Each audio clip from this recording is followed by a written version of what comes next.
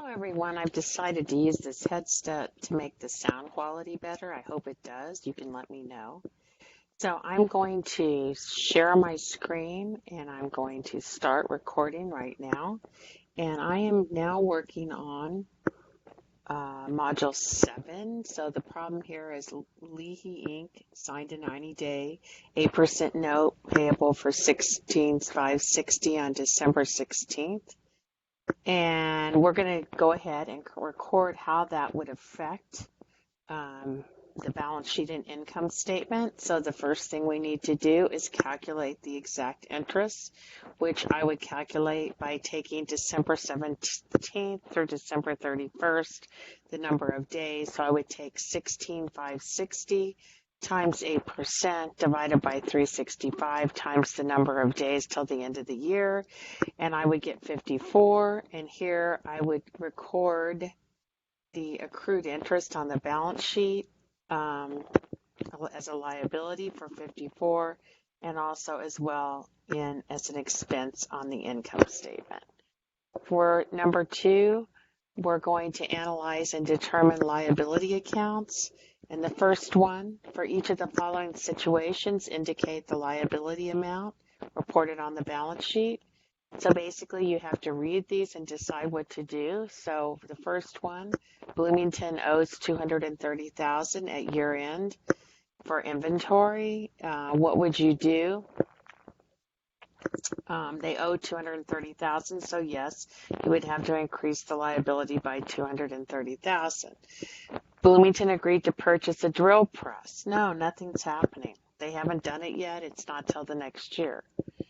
During November and December, Bloomington sold products to a customer and warranted them against product failure for 90 days. Yes, they would have to record a liability for that of $4,100. Bloomington provides a profit-sharing bonus for its executives equal to 5% of reported income. Yes, they have to take the 5%, multiply it by the reported income of $850,000, and record that liability of $42,500. The next question, classifying liability-related accounts into balance sheet or income statement. So we have to choose between income statement or balance sheet for these items. So the first one, gain on bond retirement. It's a gain. It goes on the income statement. Discount on bonds payable. That's going to adjust the balance on the balance sheet. Mortgage notes payable. That goes on the balance sheet. Bonds payable goes on the balance sheet. It's a liability. Bond interest expense goes on the income statement. Bond interest payable due next period, that goes on the balance sheet, and it's interest payable. So they would classify it to a current liability, but it would be interest payable in the future period. So that goes on the balance sheet. Premium on bonds payable, that goes on the balance sheet. It adjusts the balance of that account. Loss on bond retirement, that would go on the income statement because it's a loss. Analyzing financial statements effects of bond redemption. Here we have Weiss Corporation issued an $840,000 bond of 10%, 20 years at 106, okay, which means higher than the market of 840. And the interest is payable semi-annually on June 30th and December 31st. Through January 1st, 20, they amortize $14,000. On January 1st, 20, they retire the bond. So you have to make adjustments for this. So I'm going to go ahead now and open my Excel spreadsheet, which I have done here. And you can see that here, the bond was an $840,000 bond, but it was at a premium, which would be the $840,000. See if you can see that up in the left-hand corner. Ooh, well, that is definitely too big. Okay, the 840,000 times the 1.06, so it was 890,400 minus the 840, so the premium was 50,400. Already 14,000 has been, that's part of the problem, has been amortized. So now they tell us that they're going to retire it. and they did it at 103. So if you look up in the left-hand corner, that's 840,000 times 1.03, which is 865.2. And you can see that originally it was 894 minus the 14 they've already amortized is 876.4.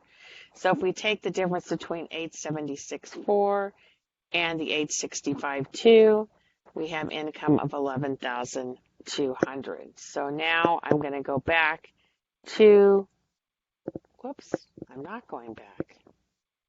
Where am I? There it is. Sorry about that. I'm going back here, and you can see where it is going to, how it is going to affect the balance sheet and the income statement. They're retiring the bond, so they're paying cash out. Okay, here's the balance sheet. They're going to remove the liability. They have to put in the income of 11,200. Okay, now down to the next one, which is analyzing computing accrued interest on notes. And you can again see the schedule here that we have to work with. So I'm going back to this Excel, and I'm going to go to that schedule that I made right here. I'm going to enlarge this a little bit for you. And you can see we have the three that we need to compute. The last one you're going to do on your own. Your numbers are going to be different anyways for all of them, but I want to show you how I did it. So the first one has a principal of $18,000 and a coupon rate of 10%. And we have to calculate the daily interest. So I'm going to take 0.110, which is 10%, times 18,000 divided by 365, and I get 4.93151. This date is November 21st, so I have 40 days I need to accrue the interest for. So I simply multiply the 40 times the 4.93151, and I get 197.26. And the same would go for this. Okay, you can see that I've computed the daily interest. I have 18 days, and I get 62.137. Okay, so if we go back, let's go down. The next one is determining the financial statement effects of various accounts payable transactions. It's giving you the transactions and letting you decide how that's going to impact. And the accounts we're choosing to look at for this would be cash, non-cash, balance sheet liabilities, capital and earned capital, contributed and earned, and revenues, expenses, and net income. So we're going to start with the first one, which is purchases of inventory on credit. So that's going to increase the non-cash assets by 3024, which is inventory. It's also going to increase the liabilities by 3024. The second one sells inventory for 3960 on credit. So here we have to, this is an asset, it's a non-cash asset, and what do? We're getting an accounts receivable for 30,960, and then over here we're also getting revenues for 3,960. Then we need to account for the cost of sales. So the next entry of 3024 is reducing inventory. It goes to the non-cash assets, but it's reducing inventory of 3024, and it's also being recorded as an expense in cost of goods sold. How would this enter for a debit and credit? Debit expense, credit inventory. Okay. You can see it also ends up affecting our net income, obviously. Okay, so D is receives cash towards accounts receivable. So now someone's going to pay those. So they're going to get the cash, which is increasing. There you see the cash asset.